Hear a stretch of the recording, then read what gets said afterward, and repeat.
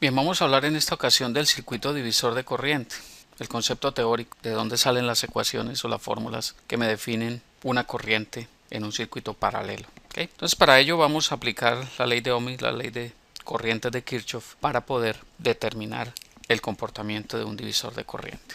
Vamos entonces a hacer un circuito que tenemos una fuente de corriente I y que vamos a conectar dos resistencias en paralelo, que vamos a llamar a esta resistencia R1, R2. Entonces esa corriente I va a circular acá hasta este punto, pero en ese punto se va a dividir. Por eso el concepto de divisor de corriente. Entonces por este lado se va a venir una corriente I1 y por este lado se va a venir una corriente I2. Pero algo interesante aquí es que el voltaje que va a experimentar este circuito va a ser un voltaje V, más o menos V. Note, convención de los signos, más menos, entra por más, porque genera una caída de tensión. ¿Sí ven? No me canso de repetirlo para que se les grabe muy bien ese concepto. Entonces note eso, dos resistencias o n resistencias van a estar en paralelo si la corriente que pasa a través de ellas es diferente, no es la misma. No es la misma que originalmente viene. ¿Por qué? Porque se va a repartir. Entonces es muy sencillo determinar si un circuito está en serie o en paralelo. Si yo meto la corriente y se divide, están en paralelo. Pero si meto una corriente y continúa la misma corriente a través de ese camino, pues están en serie. En este caso, están en paralelo. Entonces vamos a aplicar aquí la ley de Ohm y la ley de corrientes de Kirchhoff. Entonces aplicamos la ley de Ohm y la ley de corrientes de Kirchhoff para hacer el análisis y llegar a las ecuaciones que me definen cuál es el valor de esa corriente I1 y 2 en términos de la corriente total I que genera la fuente y de las resistencias que también las conozco. Entonces por la ley de Ohm tenemos que el voltaje V, que es igual para ambas resistencias puesto que están en paralelo, van a experimentar el mismo voltaje. Si yo cojo un multímetro y mido entre esos terminales, pues voy a tener el mismo voltaje en todos los puntos en la fuente, en la resistencia R1 y en la resistencia R2. Eso se puede comprobar en la práctica sin ningún problema. P va a ser igual a I por R de acuerdo a la definición de la ley de Ohm. Entonces, ¿a qué nos lleva esto? A que ese voltaje va a ser igual a I1 por R1 e igual a I2 por R2. ¿Sí ve? I1 por R1 me da el voltaje V, I2 por R2 me da el voltaje V también. Y a su vez, eso va a ser igual a la resistencia total equivalente por la corriente total. Y porque estas dos resistencias en paralelo yo las puedo volver una sola. ¿Cómo? Vamos a recordarlo. Entonces decimos que dos resistencias en paralelo están como 1 sobre R equivalente igual a 1 sobre R1 más 1 sobre R2.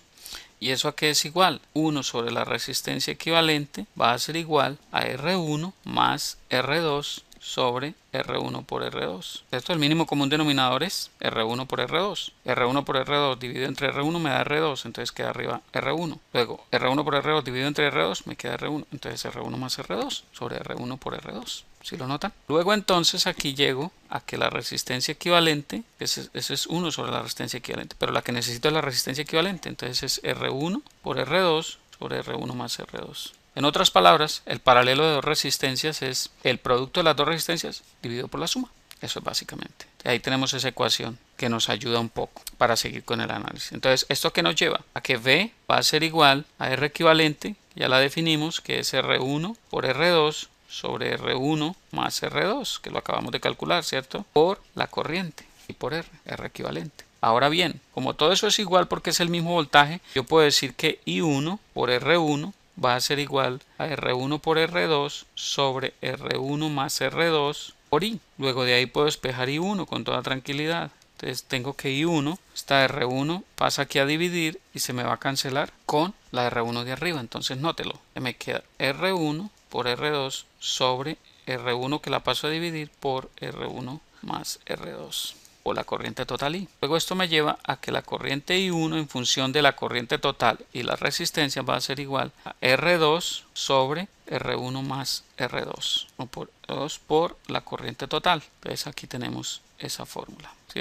Me da la corriente I1 en función de las resistencias y la corriente total. Note algo interesante. En el numerador está la resistencia por donde no pasa la corriente, ¿sí? R2. Estoy calculando la corriente por la resistencia de R1. Entonces, una ayuda mnemotécnica es, si yo estoy calculando una corriente, un divisor de corriente para dos resistencias, un circuito con dos resistencias, pues digo, es la resistencia por donde no pasa la corriente que estoy calculando sobre la suma de las dos por la corriente total. Eso es una ayuda mnemotécnica. Muy bien, ahora sigamos.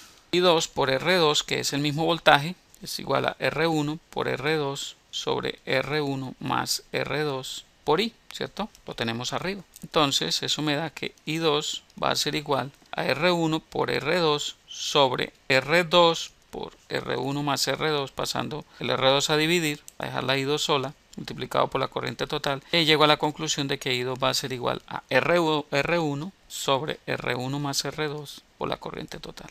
¿Sí nota? Ahí tengo esa otra fórmula. Entonces, la corriente I2 es la resistencia por donde no pasa esa corriente sobre la suma de las dos por la corriente total. Muy bien. Ahora vamos a generalizar. Generalizando para un circuito de n resistencias en paralelo que tendríamos. Vamos a bosquejar la situación. Vamos a decir que tenemos lo siguiente. Dos terminales acá. Entonces acá tengo unas resistencias en paralelo. Entonces note, tengo una resistencia R1, R2, esta la llamamos RJ, esta la llamamos Rn-1, esta la llamamos Rn, es decir, un circuito resistivo con n resistencias. Entonces aquí tengo una corriente total que entra a ese circuito que se va a dividir en unas corrientes aquí I1, I2, IJ, una corriente IN-1 e IN. Pero algo importante que tenemos que tener en cuenta es que el voltaje en todas esas resistencias va a ser el mismo y va a ser un voltaje V, menos, ¿no? Nuevamente la convención de signos, más arriba, menos abajo. La corriente va bajando, entra por más, sale por menos.